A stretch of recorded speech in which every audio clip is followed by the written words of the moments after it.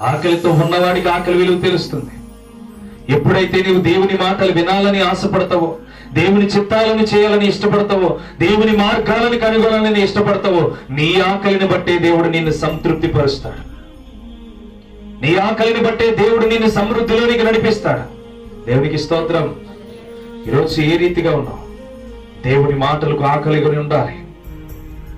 దేవుని మాటలకి ఎప్పుడైతే ఆకలిగొని ఉంటావో, లూదియా హృదయం తెరిచినట్టుగా దేవుడు నీ హృదయాన్ని తెరుస్తాడు.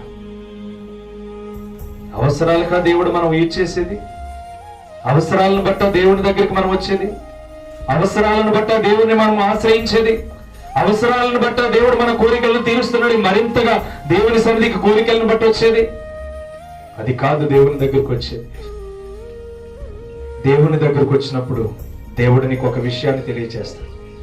నీ జీవితం ఇది కాదు, ఇంకొక జీవితం ఉంది.